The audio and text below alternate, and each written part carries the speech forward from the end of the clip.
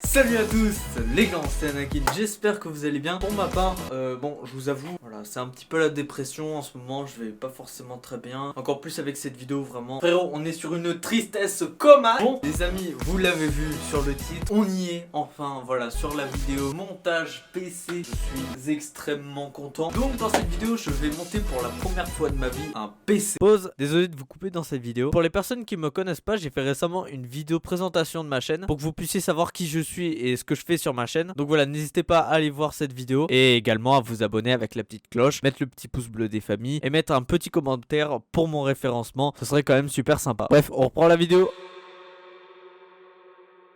Je suis tout excité là. Il se passe quoi là en moi actuellement? Bon les amis, du coup on va pouvoir commencer le montage du PC bien sûr. Donc avant de pouvoir commencer le montage du PC, je dois vous préciser quelques petits trucs. Tout d'abord je dois vous annoncer qu'il n'y aura pas de carte graphique sur ce PC, parce que malheureusement suite à cette pénurie de cartes graphiques, de consoles, de processeurs, de tout, bref, de tout ce que vous voulez, c'est la grosse merde niveau hardware. Et ça je pense que vous le savez pour la plupart d'entre vous. Et bien moi malheureusement je suis le premier touché, parce que j'ai commandé ma carte graphique mais Top Achat ne l'ont pas. Du coup j'ai payé 180 balles pour une carte graphique que je n'ai pas. Si vous êtes sur cette vidéo pour apprendre à monter un PC, alors c'est clairement pas ici ça va se passer, hein. Clairement cette vidéo n'est absolument pas un tuto. Il y aura évidemment des étapes à tout ça, mais en tout cas si vous voulez quelque chose de précis, c'est absolument pas ici où il faut aller. Ici on est là, on est détente les amis. Du coup on va pouvoir commencer les amis, let's go, c'est parti.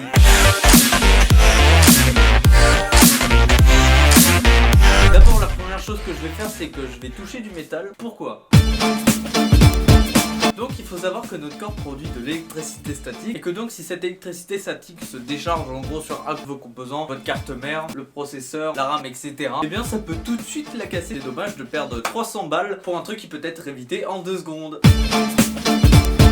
Donc maintenant on va se munir de notre processeur et on va le poser directement sur le socket de la carte mère. Je précise pour les 2-3 cons qui ne savent pas, mais s'il vous plaît ne prenez pas votre processeur comme un gros schlag. Un processeur ça se prend sur les côtés et non au niveau des pins. Du coup la liaison entre votre carte mère et votre processeur va clairement mal se faire. Avant de placer votre processeur il va falloir évidemment ouvrir le socket, hein. Donc on le place correctement et grâce aux 2 petits triangles qu'il y a sur votre processeur et sur votre carte mère, il suffit simplement de les lier et voilà, du coup votre processeur il est droit. Ensuite maintenant on va installer la RAM. Donc moi c'est du 16 Go, donc j'ai 2 barrettes et 2 slots. Généralement dans les cartes mères il y a 4 slots, et du coup des barrettes de RAM ça se met pas comme ça en mode je m'en bats les couilles frère. Non, généralement dans les cartes mères avec 4 slots il y a un sens si vous avez que 2 barrettes. Évidemment si vous avez 4 barrettes, évidemment que vous en battez les couilles du sens. Sur la carte mère et la RAM il y a un petit détrompeur qu'il va falloir du coup raccorder pour que ça puisse coller ensemble. Donc voilà, on appuie sur la RAM et normalement les petits loquets qu'on avait ouverts avant de mettre la RAM, du coup bah normalement ils se sont refermés tout seuls, c'est pas à vous de les mettre, hein. Ça doit se mettre tout seul les loquets. Maintenant on va mettre de côté notre carte mère, enfin avec les composants dessus du coup. Et retrouver le gars le plus drôle de France. Donc on va ramener le boîtier et on va pouvoir mettre tous ces composants dessus, tout ça. Donc moi en premier j'ai choisi de placer directement mon HDD sur son rack. Alors ça dépend des boîtiers, il y a des boîtiers où ils ont des cages. Donc voilà, vous vissez votre HDD sur le rack ou sur votre cage. Je vais également placer mon alimentation. Alors ce qu'il faut savoir avec les alimentations du coup, c'est que le ventilateur il se met vers le bas. On va maintenant placer la plaque IO-Shield. Donc voilà, la plaque IO-Shield va se fixer ici. Et donc si vous n'êtes pas un gros boulet comme moi, normalement vous l'avez mis à l'endroit. Fais pas genre tu t'es trompé. Comment ça, je suis le seul? Donc quand vous avez mis votre plaque IO-Shield, vous allez pouvoir mettre votre carte mère. Mais avant ça, il va falloir vérifier que vos entretoises sur votre boîtier soient bien au bon endroit. En fait, il existe différents types de cartes mère et de boîtiers. Il y a les mini TX, les micro ATX et les ATX. Et donc normalement, si vous avez bien fait gaffe que tout est compatible, il va falloir penser à mettre les entretoises en fonction de la taille de votre carte mère. Moi, heureusement, ça a été mis par défaut en ATX et comme ma carte mère c'est du ATX, donc j'ai rien dû à changer. Ça, vous gérez par vous-même, voilà. Du coup, vous fixez votre carte mère au boîtier et donc on va pouvoir commencer à brancher les petits câbles du boîtier à la carte mère. En gros ces petits câbles ils servent à quoi? Ils servent déjà à gérer le bouton power, que si vous branchez pas en gros ces petits fils, bah vous allez appuyer sur le bouton power et votre PC va pas s'allumer. Il faut aussi mettre le bouton reset, il va falloir mettre également le HDD+,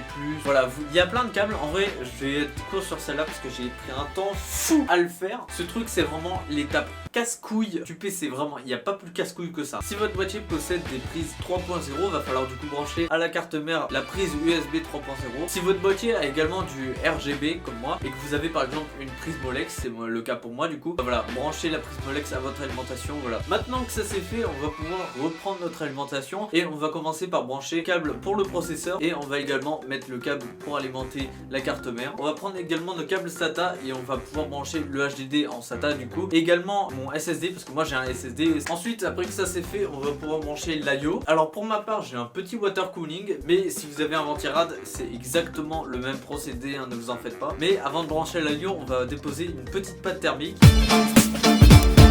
En gros, votre pâte thermique va pouvoir créer une liaison de chaleur entre votre processeur et votre IO. Et sans cette pâte thermique, du coup, votre processeur, en gros, il va chauffer de ouf parce qu'il sera mal refroidi. Parce qu'il n'y a pas justement cette fameuse pâte thermique. Donc voilà pour la pâte thermique, en vrai soit vous faites un petit point au milieu, soit vous faites qu'une croix. Moi personnellement j'ai tenté de faire une croix et c'était particulièrement dégueulasse, oui. Et ensuite vous allez donc pouvoir poser votre ventirad ou votre water cooling sur le processeur délicatement. Et faites pas comme moi, faites pas ça.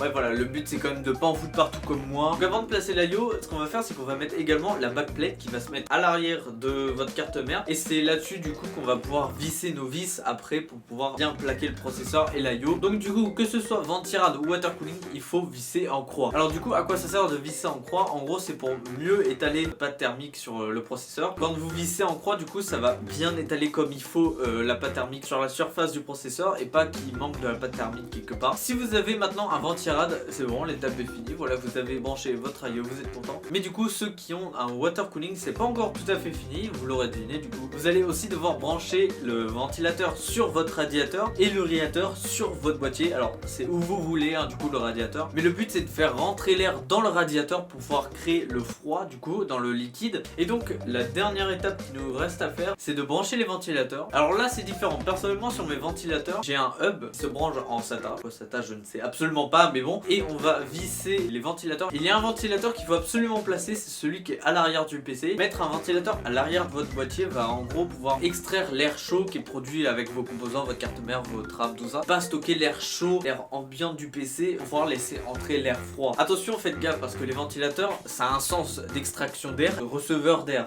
J'arrive pas à trouver d'adjectif. Donc voilà, voici les images, voilà où est-ce que sort l'air et où est-ce qu'elle le reçoit. Donc voilà, branchez à votre carte mère ou alors à votre hub tous les ventilateurs. Normalement, si comme moi ça s'est bien passé, que le montage s'est bien passé et que vous appuyez sur le bouton power, normalement votre PC est censé s'allumer. Alors ne craignez pas si votre PC s'allume pas, c'est peut-être un problème au niveau des petits câbles dont je parlais tout à l'heure, là, les trucs chiants à mettre là du boîtier. Et donc voici, votre PC est actuellement monté. Voilà, vous allez pouvoir faire des bonnes games, hein, comme disent les gamers. Donc voilà les amis, je suis fier de vous annoncer que bah ça y est, mon PC est enfin monté, la vidéo est enfin sur YouTube.